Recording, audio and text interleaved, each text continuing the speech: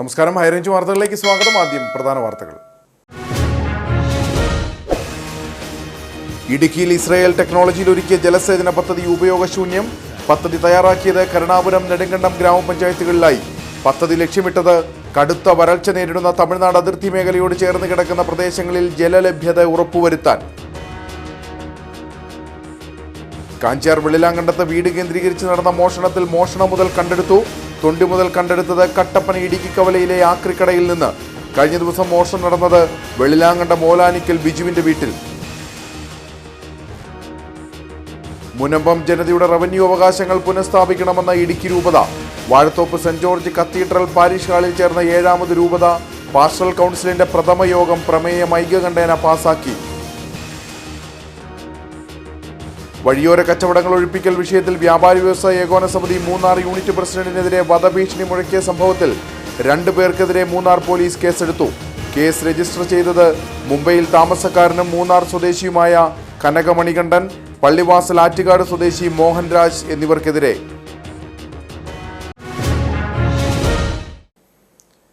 വിശദമായ വാർത്തകൾ. ഇടുക്കിയിൽ ഇസ്രായേൽ ടെക്നോളജിയിൽ ഒരുക്കിയ ജലസേചന പദ്ധതി ഉപയോഗശൂന്യമായി. കരുണാപുരം, നെടുങ്കണ്ടം ഗ്രാമപഞ്ചായത്തുകളിലായാണ് പദ്ധതി തയ്യാറാക്കിയത്. കടുത്ത വരൾച്ച നേരിടുന്ന തമിഴ്നാട് അതിർത്തി മേഖലയോട് ചേർന്ന് കിടക്കുന്ന പ്രദേശങ്ങളിലെ ജലലഭ്യത ഉറപ്പുവരുത്തുകയായിരുന്നു പദ്ധതിയുടെ ലക്ഷ്യം. മണ്ണ് സംരക്ഷണ വകുപ്പിന്റെ നേതൃത്വത്തിലാണ് മഴക്കുറവ് ലഭിക്കുന്ന അതിർത്തി മേഖലയിൽ ജലലഭ്യത ഉറപ്പുവരുത്താനും മണ്ണ് സംരക്ഷിക്കുന്നതിനുമായി പദ്ധതി തയ്യാറാക്കിയത്. 2021-22 കാലഘട്ടത്തിൽ 3 കോടിയോളം രൂപയാണ് പദ്ധതിക്കായി ചിലവഴിച്ചത്. തടയണകൾ, വാട്ടർ ഷെഡുകൾ, കുഴൽക്കിണർ റീചാർജിംഗ്, കിണർ റീചാർജിംഗ്, കല്ല് കയ്യാലകൾ തുടങ്ങി വിവിധ നിർമ്മാണ പ്രവർത്തനങ്ങൾ പദ്ധതിയുടെ ഭാഗമായി നടത്തി. ഇസ്രായേൽ ടെക്നോളജിയിൽ നിർമ്മിച്ച ഷീറ്റ് ഉപയോഗിച്ചായിരുന്നു മൺചിറകളും വാട്ടർ ഷെഡുകളും നിർമ്മിച്ചത്. കരുണാപുരം കറ്റേക്കാനത്ത് 3 കർഷകർ സൗജന്യമായി വിട്ടുകൊടുത്ത ഭൂമിയിൽ 15 ലക്ഷം ലിറ്റർ വെള്ളം ഉൾക്കൊള്ളുന്ന തടയണ നിർമ്മിച്ചു. എന്നാൽ നിർമ്മാണം പൂർത്തീകരിച്ച ഏതാനും മാസങ്ങൾക്കുള്ളിൽ തന്നെ തടയണയിൽ വിള്ളലുകൾ വീണു.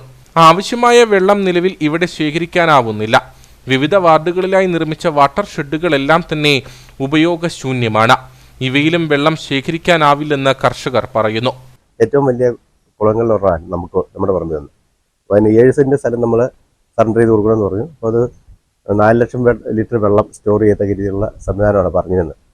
അപ്പം കുളം ഉണ്ടാക്കി നമുക്ക് പറമ്പ് നമ്മൾ കൊടുത്തപ്പോൾ അവിടെ കുളമെല്ലാം റെഡിയാക്കി. പക്ഷേ അത് ഉണ്ടാക്കിയതിനകത്ത് ഡിഫക്റ്റ്, അതിനകത്ത് ഉണ്ടായ നിർമ്മാണത്തിനുണ്ടായ അപാകത മൂലം അതിനകത്ത് വെള്ളം നിൽക്കുന്നില്ല. പുള്ളി വെള്ളം ഒരു 10-20 ദിവസം കഴിയുമ്പോഴത്തേനും വെള്ളം നിറഞ്ഞാലും അത് വറ്റിപ്പോവുക.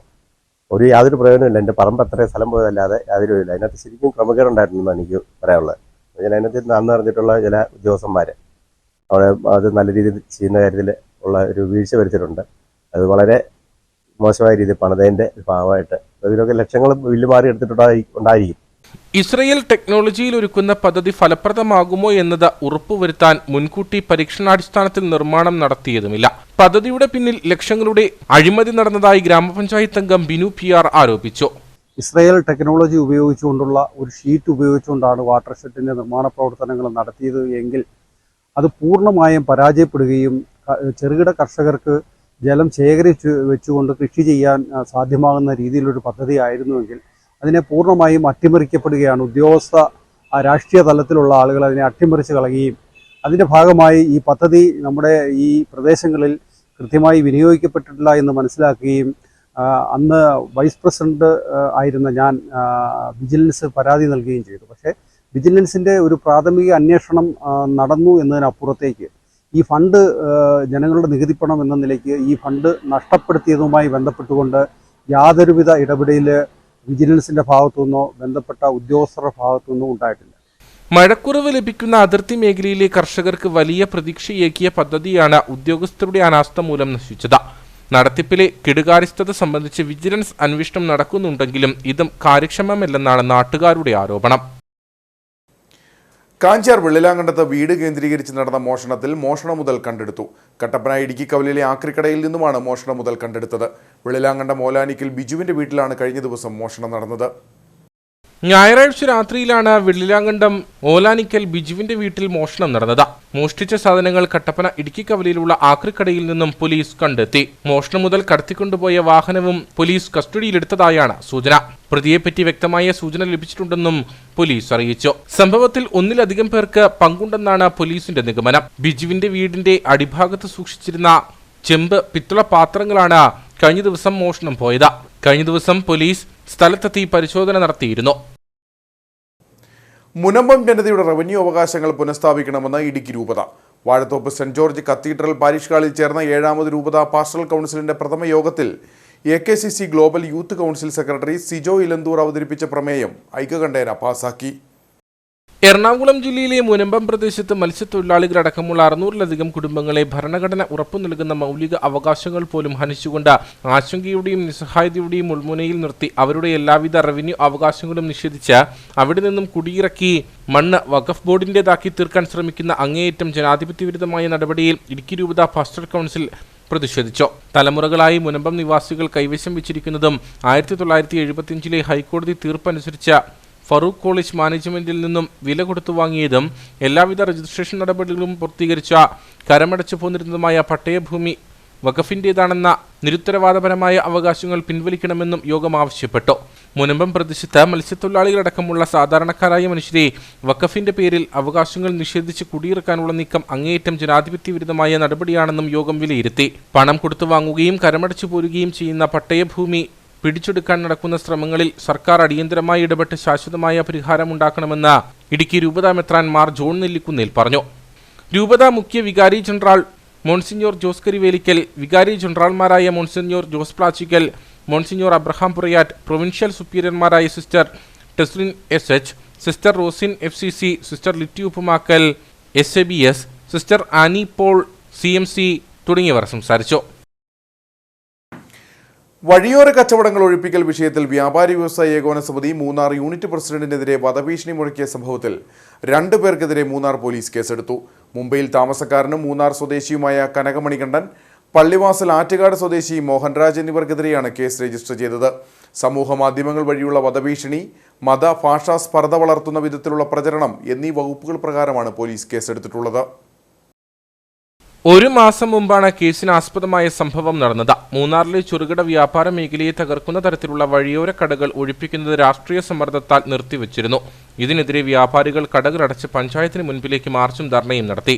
ഇതിനെതിരെ പ്രതികൾ ചേർന്ന് പ്രചാരണവും യൂണിറ്റ് പ്രസിഡന്റ് CK ബാബുലാലിനെതിരെ വധഭീഷണിയും മുഴക്കി വിവിധ സമൂഹ മാധ്യമങ്ങൾ വഴി പ്രചരണം നടത്തിയെന്നാണ് പരാതി. യൂണിറ്റ് പ്രസിഡന്റിന്റെ പരാതിയെ തുടർന്നാണ് പോലീസ് കേസ് രജിസ്റ്റർ ചെയ്തിട്ടുള്ളത്. മുംബൈയിൽ താമസക്കാരനും മൂന്നാർ സ്വദേശിയുമായ കനക മണികണ്ഠൻ, പള്ളിവാസൽ ആറ്റുകാട് സ്വദേശി മോഹൻരാജ് എന്നിവർക്കെതിരെയാണ് കേസ് രജിസ്റ്റർ ചെയ്തത്. സമൂഹ മാധ്യമങ്ങൾ വഴിയുള്ള വധഭീഷണി, മത ഭാഷാ സ്പർദ്ധ വളർത്തുന്ന വിധത്തിലുള്ള പ്രചാരണം എന്നീ വകുപ്പുകൾ പ്രകാരമാണ് പോലീസ് കേസെടുത്തിട്ടുള്ളത്. വണ്ടിപ്പെരിയാർ പാലത്തിൽ നിന്നും വീണ വൃദ്ധൻ മരിച്ചു. 62 മൈൽ സ്വദേശി തങ്കരാജാണ് മരിച്ചത്. പാലത്തിലൂടെ നടന്നുപോയ ആളുകളാണ് മൃതദേഹം ആദ്യം കണ്ടത്. വണ്ടിപ്പെരിയാർ പഴയ പാലത്തിന് താഴ്ഭാഗത്ത് പെരിയാർ നദിയിലാണ് മൃതദേഹം കണ്ടെത്തിയത്. പാലത്തിലൂടെ നടന്നുപോയ ആളുകളാണ് ആദ്യം മൃതദേഹം കണ്ടത്. തുടർന്ന് വണ്ടിപ്പെരിയാർ പോലീസിൽ വിവരമറിയിക്കുകയായിരുന്നു. പിന്നീട് പോലീസ് സ്ഥലത്തെത്തി പരിശോധനകൾ നടത്തി. പാലത്തിലൂടെ നടന്നുപോയ സമയത്ത് താഴേക്ക് വീണതാകാമെന്നാണ് പ്രാഥമിക നിഗമനം. വണ്ടിപ്പെരിയാറിലേക്ക് പോകുന്നുവെന്ന് പറഞ്ഞാണ് തങ്കരാജ് വീട്ടിൽ നിന്നും ഇറങ്ങിയത്. തങ്കരാജിന് നടക്കുന്നതിന് ബുദ്ധിമുട്ട് ഉണ്ടായിരുന്നതായി വീട്ടുകാർ പറഞ്ഞു. പാലത്തിലൂടെ നടന്നുപോയ സമയത്ത് കൈവരി തകർന്ന സ്ഥലത്തു നിന്നും താഴേക്ക് വീണതാകാമെന്നാണ് നിഗമനം. മൃതദേഹം ഇൻക്വസ്റ്റ് നടപടികൾ പൂർത്തിയാക്കിയ ശേഷം പീരുമേട് താലൂക്ക് ആശുപത്രിയിലേക്ക് മാറ്റി. പോസ്റ്റ്മോർട്ടം നടപടികൾക്ക് ശേഷം മൃതദേഹം ബന്ധുക്കൾക്ക് വിട്ടു നൽകും. സിനിമ കണ്ട് മടങ്ങുന്നതിനിടെയുണ്ടായ അപകടത്തിൽ പരിക്കേറ്റ ചികിത്സയിലായിരുന്ന യുവാവ് മരിച്ചു. വണ്ടിപ്പെരിയാർ HPC മൂലക്കയം പുതുവൽ സ്വദേശി ജയറാമാണ് മരിച്ചത്.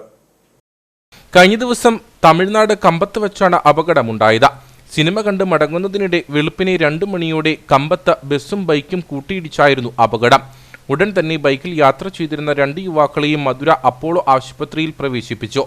ഇവിടെ ചികിത്സയിലിരിക്കെയാണ് ജയറാം മരിച്ചത്. 22 വയസ്സായിരുന്നു.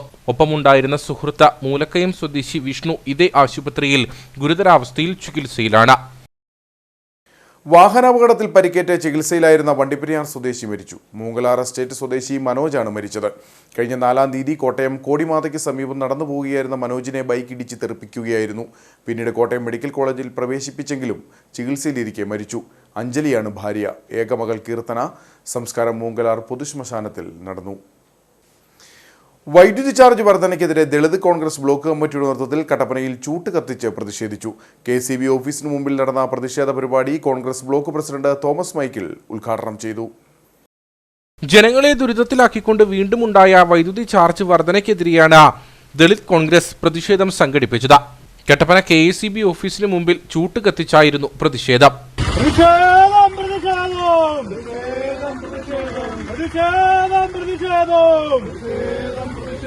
ദ്രോഹിക്കുന്നു കേരള സർക്കാർ. പിണറായി വിജയന്റെ ഗുരുവായൂർ സംഘം. പിണറായി വിജയന്റെ ഗുരുവായൂർ സംഘം. പ്രതിഷേധം. Congress block president Thomas Michael പ്രതിഷേധം ഉദ്ഘാടനം ചെയ്തു. അമിതമായ വിലക്കയറ്റവും നികുതി ഭീകരതയും മൂലം പൊറുതിമുട്ടുന്ന കേരള ജനതയ്ക്ക് മേൽ പിണറായി സർക്കാർ നൽകിയ ഇരുട്ടടിയാണ് വൈദ്യുതി ചാർജ് വർധനവെന്ന് അദ്ദേഹം ആരോപിച്ചു. ഈ പാവപ്പെട്ട ആളുകൾ, കൂലിപ്പണിക്കാരായിട്ടുള്ള ആളുകൾ, അവരോടൊക്കെ ഓരോ ദിവസവും കഷ്ടപ്പെട്ട് ഉപജീവനം നടത്തിക്കൊണ്ട് മുന്നോട്ട് പോകുന്ന ആളുകൾ, അവർ ഒരു ദിവസം 1 മണിക്കൂർ നേരം വൈദ്യുതി ബില്ലടയ്ക്കാൻ താമസിച്ചാൽ അവരുടെ വീട്ടിൽ പോയി ഫീസ് ഊരുന്ന വൈദ്യുതി വകുപ്പ് ഇത്തരം ഒരു വലിയ കെടുകാര്യസ്ഥത കാണിച്ചിട്ട് അതിന്റെ പിന്നിലെ കാര്യം എന്താണ് എന്ന് വ്യക്തമാക്കാനായിട്ട് തയ്യാറായിട്ടില്ല. UDF ഗവൺമെന്റ് കൊണ്ടുവന്ന ആ കരാറ് തെറ്റായിരുന്നുവെങ്കിൽ അതിന്റെ പിന്നിൽ ഏതെങ്കിലും നിലയിലുള്ള ദുരുദ്ദേശമോ ഏതെങ്കിലും നിലയ്ക്കുള്ള കെടുകാര്യസ്ഥത ഉണ്ടെങ്കിൽ അത് ചൂണ്ടിക്കാണിക്കാനായിട്ട് ഗവൺമെന്റ് തയ്യാറായിട്ടില്ല. ഇലക്ട്രിസിറ്റി ബോർഡ് തയ്യാറായിട്ടില്ല. UDF ഗവൺമെന്റ് കൊണ്ടുവന്ന ആ കരാറിനെതിരെ നിലപാടെടുക്കുമ്പോൾ അതിന് പിന്നിലുള്ള കാര്യം എന്തായെന്നുള്ള വ്യക്തമാക്കാനായിട്ട് ഇതുവരെ തയ്യാറായിട്ടില്ല. അപ്പോൾ അതിന് പിന്നിലുള്ള കാര്യം എന്ന് പറയുന്നത് അദാനി എന്ന് പറയുന്ന കോർപ്പറേറ്റ് ഭീമനുമായി ചേർന്ന് ഈ നാട്ടിലെ പാവപ്പെട്ട ജനങ്ങളെ കൊള്ളയടിച്ചുകൊണ്ട് ഉയർന്ന വിലയ്ക്ക് വൈദ്യുതി വാങ്ങാനുള്ള സമീപനം സ്വീകരിച്ച അടിസ്ഥാനത്തിലാണ് ഈ വൈദ്യുതി വർധനവ് ഇപ്പോൾ ആവശ്യമായി വന്നിരിക്കുന്നത്. കുറഞ്ഞ നിരക്കിൽ വൈദ്യുതി വാങ്ങുന്നതിനായി LDF സർക്കാർ ഒപ്പിട്ട കരാർ പിണറായി സർക്കാർ എന്തിനാണ് റദ്ദാക്കിയതെന്ന് LDF വ്യക്തമാക്കണം.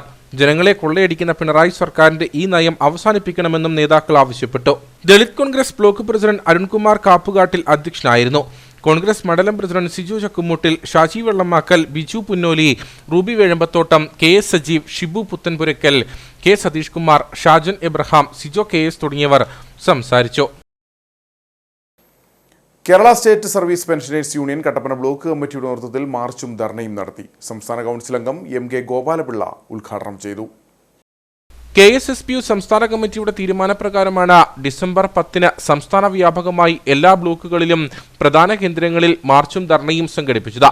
ഇതിന്റെ ഭാഗമായാണ് കട്ടപ്പന ബ്ലോക്ക് കമ്മിറ്റിയുടെ നേതൃത്വത്തിൽ 11 യൂണിറ്റുകളിൽ നിന്നുമുള്ള പ്രവർത്തകരെ ഉൾപ്പെടുത്തി കട്ടപ്പന സബ് ട്രഷറിക്ക് മുൻപിൽ മാർച്ചും ധർണയും നടത്തിയത്. പെൻഷൻ പരിഷ്കരണ നടപടികൾ ഉടൻ ആരംഭിക്കുക, പെൻഷൻ പരിഷ്കരണ ക്ഷാമാശ്വാസ കുടിശ്ശികകൾ അനുവദിക്കുക, ലഭിക്കാനുള്ള 6 തവണത്തെ DR ഉടൻ അനുവദിക്കുക തുടങ്ങിയ ആവശ്യങ്ങൾ ഉന്നയിച്ചായിരുന്നു സമരം. ധർണയ്ക്ക് മുന്നോടിയായി പ്രവർത്തകരുടെ നേതൃത്വത്തിൽ പ്രതിഷേധ മാർച്ചും നടത്തി. പെൻഷൻ പരിഷ്കരണം ഉടൻ ആരംഭിക്കുക.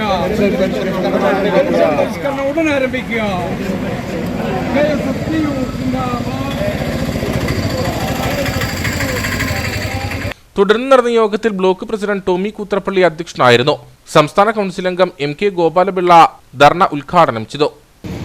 ജീവനക്കാർക്കും പെൻഷൻകാർക്കും ഉൾപ്പെടെയുള്ള ആനുകൂല്യങ്ങൾ യഥാകാലം കൊടുത്തു തീർക്കും അതിന് പ്രതിജ്ഞാബദ്ധമായ ഗവൺമെന്റ് ആണെന്ന് ബലപ്പെട്ട ഗവൺമെന്റ് പറയുന്നുണ്ടെങ്കിൽ പോലും ഈ കാര്യത്തിൽ അനുകൂലമായ നിലപാട് ഇതുവരെ സ്വീകരിച്ചിട്ടില്ല.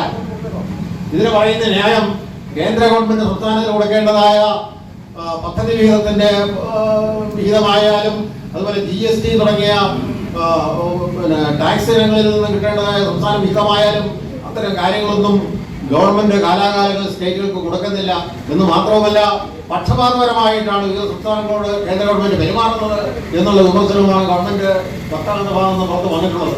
KSSPU സംസ്ഥാന കൗൺസിൽ അംഗങ്ങളായ K ശശിധരൻ, KR രാമചന്ദ്രൻ, ജില്ലാ കമ്മിറ്റി അംഗങ്ങളായ KP Divakaran, TV Savitri, TK Vasu, KV Viswanathan തുടങ്ങിയവർ സംസാരിച്ചു.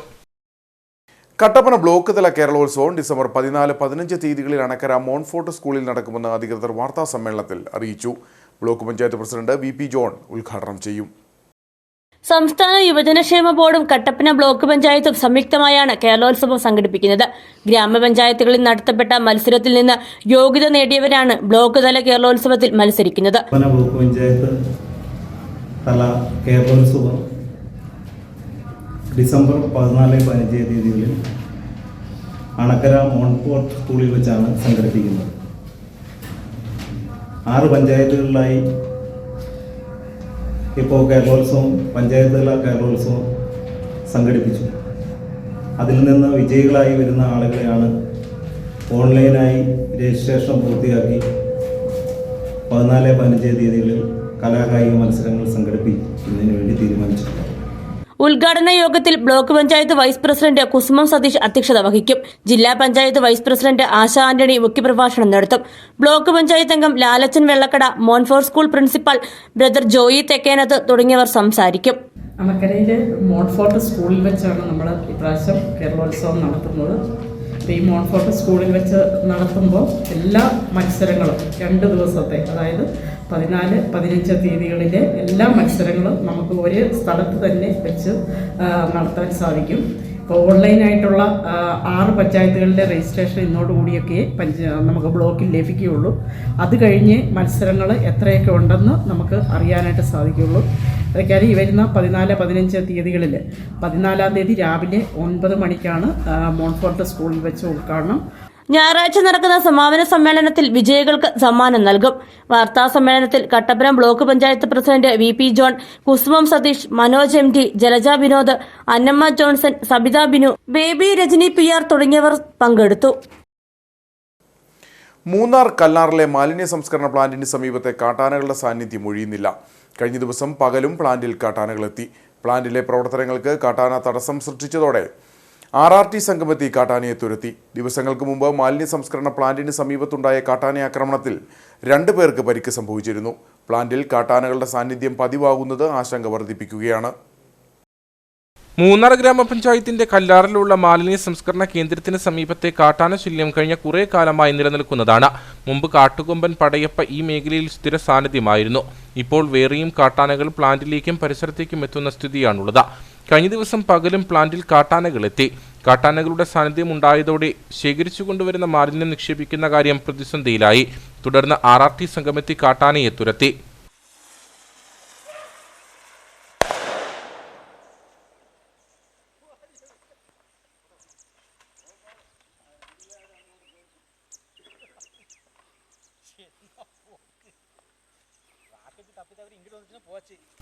ദിവസങ്ങൾക്ക് മുമ്പ് മാലിന്യ സംസ്കരണ പ്ലാന്റിന് സമീപത്തുണ്ടായ കാട്ടാന ആക്രമണത്തിൽ 2 പേർക്ക് പരിക്കേറ്റിരുന്നു. കേന്ദ്രത്തിലെ തൊഴിലാളികൾക്കായിരുന്നു പരിക്കേറ്റത്. പ്ലാന്റിൽ കാട്ടാനകളുടെ സാന്നിധ്യം പതിവാകുന്നത് ആശങ്ക വർദ്ധിപ്പിക്കുകയാണ്. മാലിന്യ സംസ്കരണ കേന്ദ്രത്തിന് സമീപത്തു നിന്നടക്കം ജനവാസ മേഖലകളിൽ ഇറങ്ങി സ്വൈര്യവിഹാരം നടത്തുന്ന കാട്ടാനകളെ തുരത്തണമെന്ന ആവശ്യം ശക്തമാണ്. തോട്ടം മേഖലയിലെ കുടുംബങ്ങൾ രാപ്പകൽ വ്യത്യാസമില്ലാതെ ഇപ്പോൾ കാട്ടാന ഭീതിയിലാണ് കഴിഞ്ഞുകൂടുന്നത്. അടിമാലി സർവീസ് സഹകരണ ബാങ്ക് തെരഞ്ഞെടുപ്പിൽ UDFന് വിജയം. മത്സരിച്ച മുഴുവൻ സീറ്റുകളിലും UDF സ്ഥാനാർത്ഥികൾ വിജയിച്ചു. PR സലിംകുമാറിനെ പുതിയ ബാങ്ക് പ്രസിഡന്റായി തെരഞ്ഞെടുത്തു. അനസ് കോയാനാണ് വൈസ് പ്രസിഡന്റ്. മത്സരം നടന്ന 11 സീറ്റുകളിലും UDF സ്ഥാനാർത്ഥികൾ വിജയിച്ചു. PR സലിംകുമാറിനെ പുതിയ ബാങ്ക് പ്രസിഡന്റായി തെരഞ്ഞെടുത്തു. അനസ് കോയാനാണ് ബാങ്കിന്റെ വൈസ് പ്രസിഡന്റ്. ബാങ്ക് തെരഞ്ഞെടുപ്പ് വിജയത്തെ തുടർന്ന് UDF പ്രവർത്തകർ അടിമാലിയിൽ ആഹ്ലാദ പ്രകടനം നടത്തി. കഴിഞ്ഞ കുറേ കാലങ്ങളായി UDFന്റെ നേതൃത്വത്തിലാണ് ബാങ്കിന്റെ ഭരണം നടന്നുവരുന്നത്. എന്നാൽ ഇത്തവണ സഹകരണ സംരക്ഷണ മുന്നണി എന്ന പേരിൽ LDF മത്സര രംഗത്ത് സ്ഥാനാർത്ഥികളെ അവതരിപ്പിച്ചതോടെയായിരുന്നു ബാങ്ക് തെരഞ്ഞെടുപ്പ് അത്യന്തം വാശിയേറിയ മത്സരത്തിലേക്ക് പോയത്. 11 സീറ്റിലേക്കും ഇത്തവണ LDF മത്സരത്തിന് സ്ഥാനാർത്ഥികളെ നിർത്തിയിരുന്നു. വാശിയേറിയ മത്സരത്തിനൊടുവിൽ UDF വിജയം സ്വന്തമാക്കുകയായിരുന്നു. പോയ വർഷം LDF ബാങ്ക് ഭരണസമിതി തെരഞ്ഞെടുപ്പിൽ മത്സര രംഗത്ത് ഉണ്ടായിരുന്നില്ല. അയ്യപ്പൻകോവിൽ പഞ്ചായത്ത് ലൈബ്രറിയുടെ ആഭിമുഖ്യത്തിൽ മികച്ച ഏലം കർഷകനെ ആദരിച്ചു. ഗ്രാമപഞ്ചായത്ത് vice president Manu K John പരിപാടി ഉദ്ഘാടനം ചെയ്തു. മികച്ച ഏലം കർഷകനുള്ള അവാർഡ് ലഭിച്ച EG ബിജുവിനെയാണ് ലൈബ്രറിയുടെ നേതൃത്വത്തിൽ ആദരിച്ചത്. ലൈബ്രറിയൻ അഭിലാഷ് AS ചടങ്ങിൽ അധ്യക്ഷനായിരുന്നു. ഗ്രാമപഞ്ചായത്ത് vice president Manu K John ബിജുവിനെ പൊന്നാടയണിയിച്ച് ആദരിച്ചു. കൃഷി ഓഫീസർ അന്ന ഇമ്മാനുവൽ മൊമന്റോ കൈമാറി. തുടർന്ന് പുസ്തക ചലഞ്ചിന് തുടക്കം കുറിച്ചുകൊണ്ട് വിവിധ മേഖലകളിൽ നിന്നും ലഭിച്ച പുസ്തകങ്ങൾ ലൈബ്രറിയൻ ഏറ്റുവാങ്ങി. രണ്ടും ഇപ്പോഴൊക്കെ നമ്മുടെ നിന്നൊക്കെ ഒത്തിരി അകന്നു പോകുന്ന ഒരു മേഖലയായിട്ട് പോകുന്നത്. എനിക്ക് തോന്നുന്നു പുസ്തകം വായന വളരെ കുറഞ്ഞുകൊണ്ടിരിക്കുന്ന ഒരു കാലമാണ്. അതേപോലെ തന്നെ യുവാക്കളും പുതിയ തലമുറയെല്ലാം കൃഷിയിൽ നിന്നും അകന്നുകൊണ്ടിരിക്കുകയാണ്. ആ സമയത്താണ് ഗ്രാമീണ ഗ്രൂപ്പ് ഈ രണ്ട് കാര്യങ്ങളെയും ചേർത്ത് പിടിച്ചുകൊണ്ട് വളരെ ശക്തമായ രീതിയിൽ മുന്നോട്ട് പോകുന്നത്. ആദ്യം ഏതായാലും ഈ ഗ്രൂപ്പിനെ അഭിനന്ദിക്കാൻ ഈ കാര്യത്തിൽ ഇവർ ഈ കൃഷിയുടെ കാര്യത്തിലും പുസ്തകങ്ങളെ വായനയെ പ്രോത്സാഹിപ്പിക്കുന്ന കാര്യത്തിൽ ഇവർ കാണിക്കുന്ന ആ നല്ല മനസ്സിനെ അഭിനന്ദിക്കാൻ ഞാൻ ഈ അവസരം ഉപയോഗിക്കുകയാണ്. അതേപോലെ തന്നെ ഇപ്പോൾ ഇവിടെ ഓമനക്കുട്ടൻ നമുക്കറിയാം, നമ്മുടെ നാട്ടുകാരനാണ്, നമ്മുടെ പഞ്ചായത്തുകാരനാണ്. എന്നാൽ ഇടുക്കി ജില്ലയിലെ തന്നെ ഏറ്റവും അറിയപ്പെടുന്ന ഏറ്റവും നല്ല കർഷകനാണ്. തീർച്ചയായും നമുക്കെല്ലാവർക്കും അതൊരു അഭിമാനം എന്നതിനേക്കാൾ ഉപരി ഒരു പഠിക്കാനുള്ളൊരു പാഠപുസ്തകം തന്നെയാണ് പ്രിയപ്പെട്ട ബിജു. പുതുതായി ലൈബ്രറിയിൽ ചേർന്ന ആളുകൾക്ക് മെമ്പർഷിപ്പും വിതരണം ചെയ്തു. ലൈബ്രറി ഭാരവാഹികളായ സോബിൻ ജോസ്, റോയി തോമസ് തുടങ്ങിയവർ നേതൃത്വം നൽകി. ഇനി നേർക്കാഴ്ചയിലേക്ക്.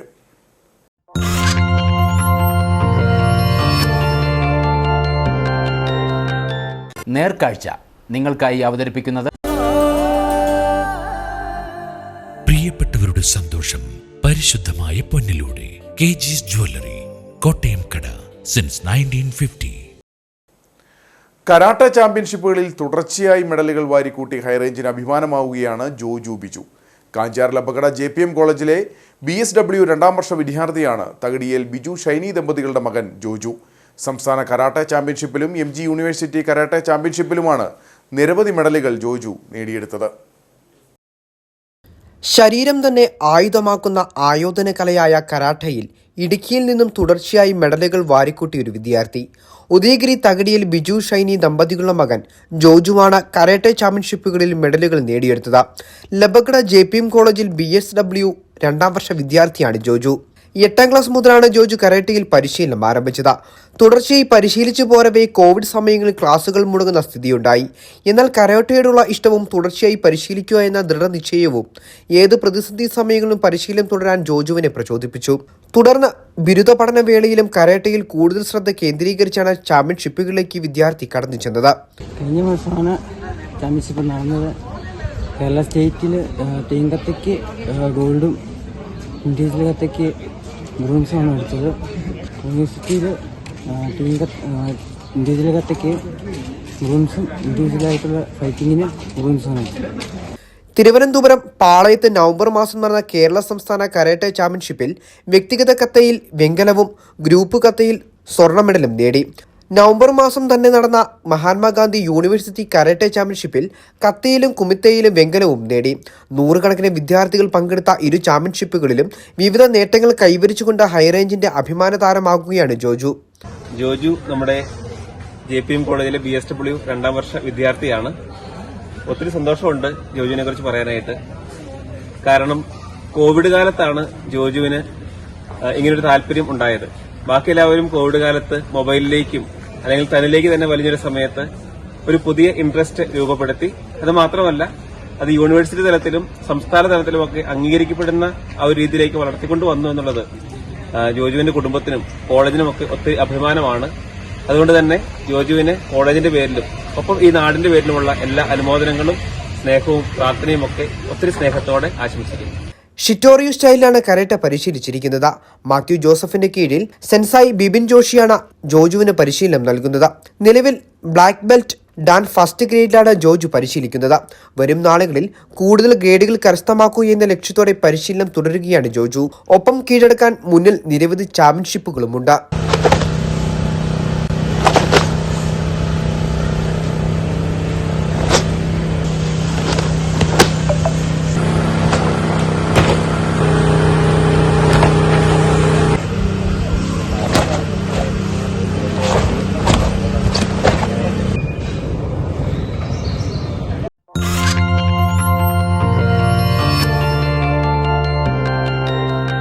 നേർക്കാഴ്ച നിങ്ങൾക്കായി അവതരിപ്പിച്ചത്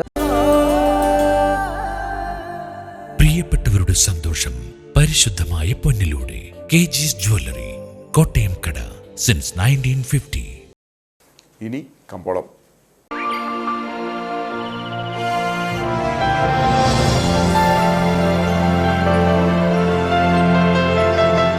കമ്പോളം നിങ്ങൾക്കായി അവതരിപ്പിക്കുന്നത് പ്രിയപ്പെട്ടവരുടെ സന്തോഷം പരിശുദ്ധമായ പൊന്നിലൂടെ KG's ജ്വല്ലറി, കോട്ടയം കട, സിൻസ് 1950. നെടുങ്കണ്ടം ഹെഡർ സിസ്റ്റംസ് ഏലക്കാലയിലെ വിവരം ആകലോട്ട് 193, വിൽപ്പനയ്ക്ക് വന്നത് 46,214, വിൽപ്പന നടന്നത് 43,965, കൂടിയ വില 3,316, ശരാശരി വില 2,875. കട്ടപ്പന കമ്പോളം കുരുമുളക് കിലോഗ്രാമിന് 645 രൂപ, ഏലം കൂടിയ വില 2,800, ഏലം ശരാശരി വില 2,500, കാപ്പിപ്പരിപ്പ് 365, ഗ്രാമ്പു 925, കൊക്കോ 100, റബ്ബർ 190. സ്വർണം വെള്ളി വിപണി സ്വർണം ഗ്രാമിന് 7,205 രൂപ, വെള്ളി 104.